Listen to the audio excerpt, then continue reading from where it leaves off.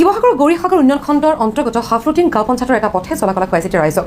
প্ৰায় ৫ লাখ টকা ব্যয়েৰে নিৰ্মাণ কৰা এই পথটোত এতিয়া কেৱল বোকা।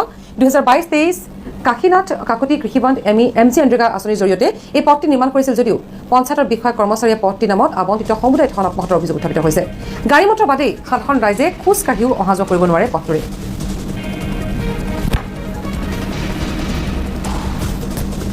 অধিক জনাব আমাৰ সাংবাদিক বাসৱ ৰাজ বৰুৱাই।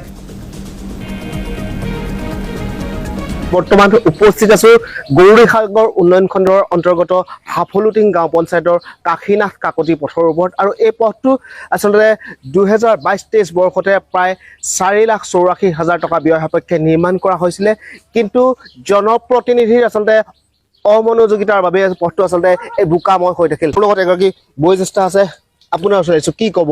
পথটোৰ দুৰৱস্থাই বাৰুকৈ জ্বলা-কলা খুৱাইছে। হয়, আমাৰ এই পথটোৰ দুৰৱস্থাই আমাক বাৰুকৈ জ্বলা-কলা খুৱাইছে। মানে আমি ওলাই যাব নোৱাৰা হ'লোঁ, বজাৰ সমাৰ কৰা আদি আমাৰ বহুতো অসুবিধা হৈছে। আৰু বিশেষকৈ মোৰ ঘৰত এটা অসুখীয়া ল'ৰা আছে, তাক নিবৰ কাৰণে গাড়ী আমি লোকৰ ঘৰত থ'বলগীয়া হৈছে, স্কুটি লোকৰ ঘৰত থ'বলগীয়া হৈছে। সকলো আমাৰ এই ৰাস্তাটোৰ কাৰণে বহুত অসুবিধা হৈছে। নিশ্চিতভাৱে প্ৰায় ৪,৮৪,০০০ টকা ব্যয় কৰা হ'ল, তাৰ পাছতো কিন্তু পথৰ উন্নয়ন নহ'ল। এগৰাকী বয়োজ্যেষ্ঠ ব্যক্তি আছে, আপোনাৰ ওচৰলৈ আহিছোঁ।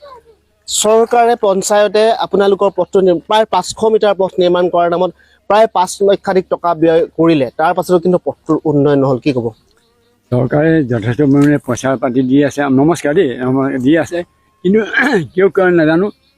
আমি জানো যে চৰকাৰে টকাই দিয়া নাই নেকি, সেইকাৰণে কাম কৰিব পৰা নাই। তাৰপিছত আকৌ গম পাওঁ যে নহয়, চৰকাৰেও টকা দিছে, যে কিয় এনেকুৱা যদি ৰাস্তা হয়